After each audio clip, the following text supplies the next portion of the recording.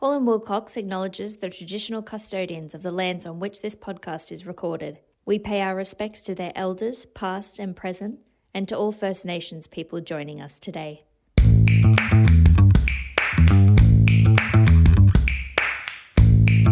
Hello and welcome to the second episode of the Hall & Wilcox Spotlight on Construction Law podcast series. My name is Stefan Fenk, and I'm a partner in the Projects and Construction team at Hall & Wilcox in Sydney.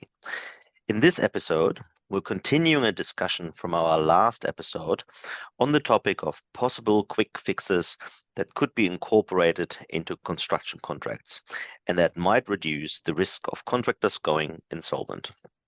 We focused on two quick fixes, being advance payment clauses and price adjustment clauses. In our last episode, we gave an overview of what advance payment and price adjustment clauses are and why they are beneficial to contractors, developers, and the construction sector as a whole. Today, we are delighted to be joined by David Gibson, who is the CEO of the DGA Group.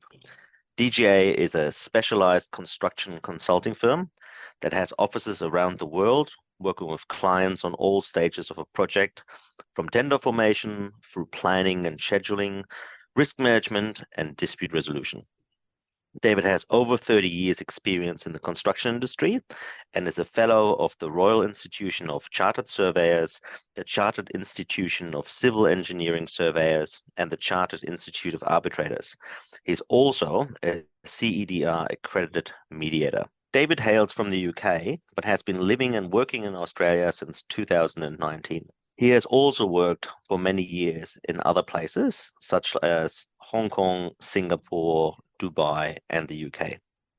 Welcome, David. It's nice to be here, Stefan. Great to have you on board.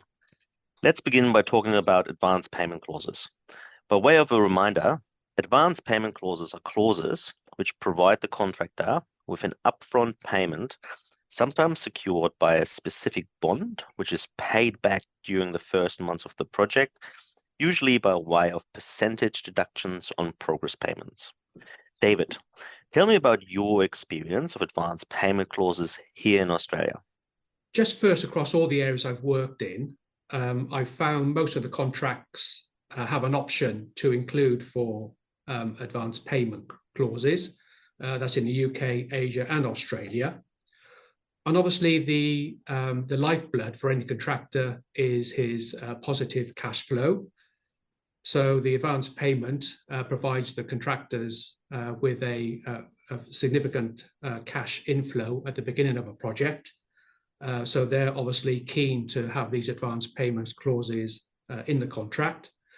Where it is taken up, I've found generally it's normally about 10 to 20% of the contract sum is the advance payment. I've also found it creates a better working and collaborative relation between the employer or principal and the contractor. It sets the contract off on a good footing, and I find that does help with collaboration on the projects.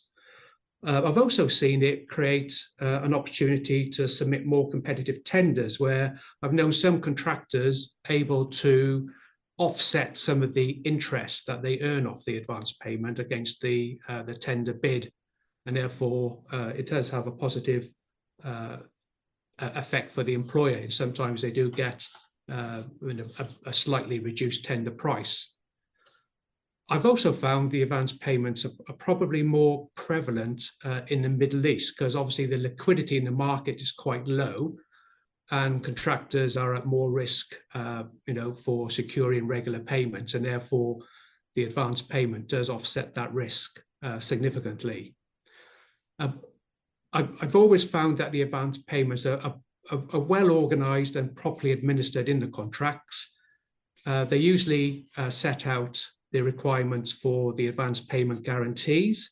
Obviously, the employer wants these advance payments offset against a guarantee they can call upon.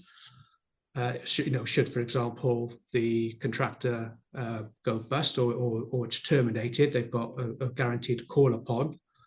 And there's normally very clear methodology in the contract in which the advance payment is gradually repaid through the contract through an adjustment to the interim payment certificates.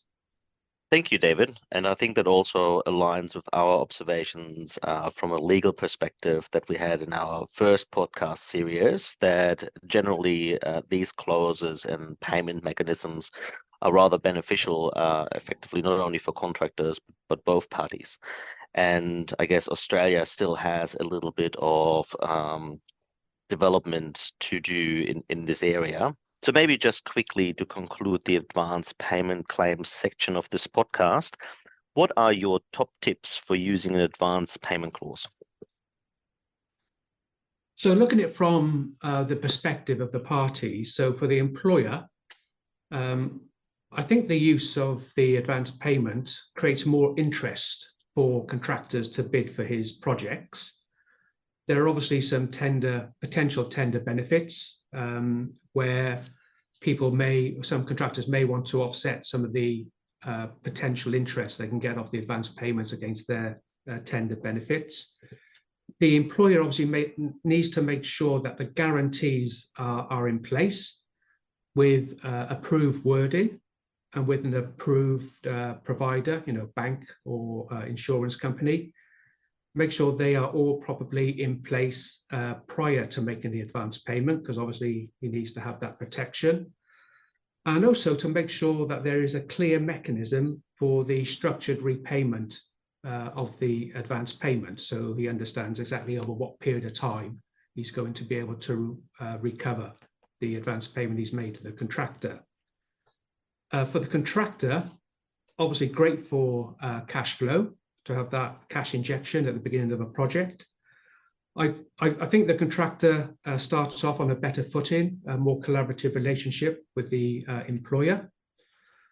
And with the parent company guarantee option, sometimes it's a no-cost option to provide a guarantee if the employer is willing sometimes to accept a parent company guarantee for a large international contracting organization. And I think a tip for the contractor is to make sure that the guarantee for the advance payment decreases in line with the repayments which are made in each progress certificate, and automatically cancels once the final repayment is made. Thank you, David. Moving on now to the more complex area of price adjustment clauses. By way of a reminder, price adjustment clauses are clauses which provide for an adjustment both up or down in the price of certain items, which are, for example, materials, labor, transport, and so on, benchmarked against something measurable, such as government-published indexes, at certain times throughout a project based on certain parameters and conditions. David, tell me about your experience of price adjustment clauses here in Australia. Okay, so generally, again, across the regions I've worked in, I found there are more contracts which are fixed price lump sum contracts than contracts that have a price adjustment formula. So obviously a price adjustment clause provides a formula to adjust the contractor's contract sum up or down for the cost of certain resources, such as labor, plant and materials, based on movements in market pricing during the construction phase. There are options in most contracts across the UK, Asia, and Australia for including the price adjustment clauses. It's not so common now, I find, in Australia. They were more prevalent in earlier contracts, such as the AS 2124 1992 and the AS 4300 1995.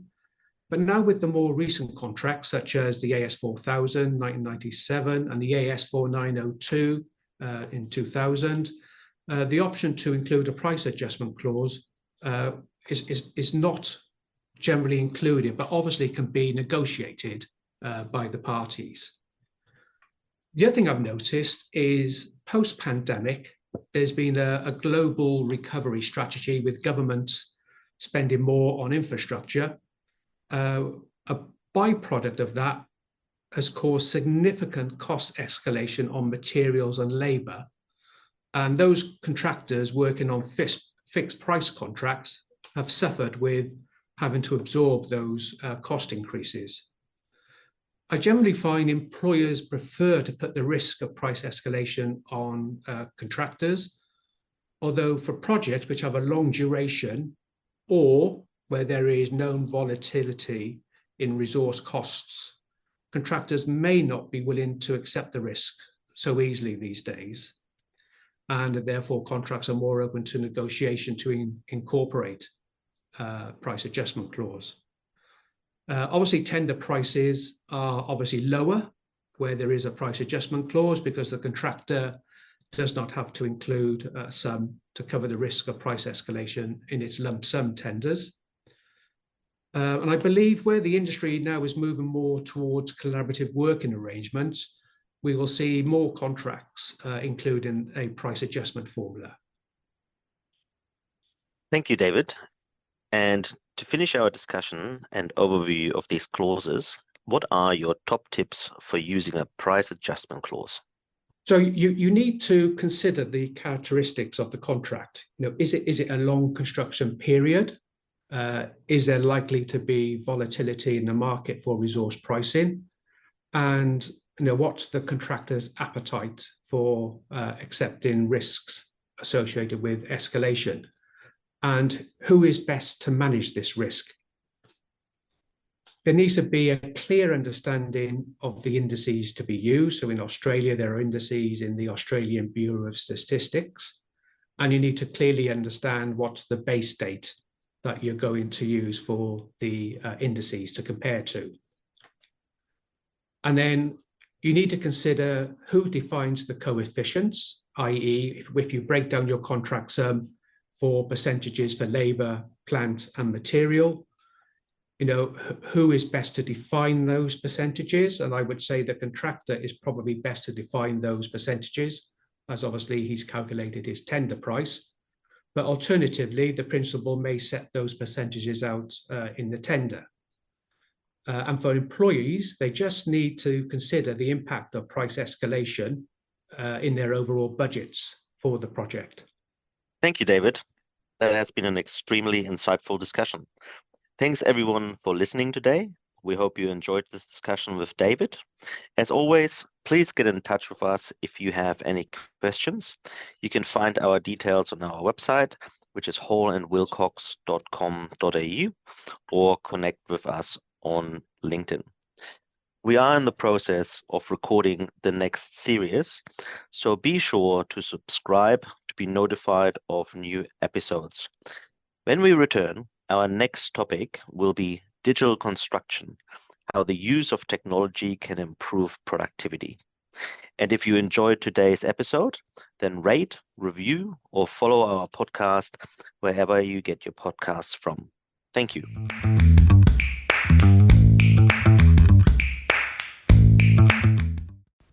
This podcast is not legal advice and should not be relied upon as such. You should always obtain legal advice about your specific circumstances.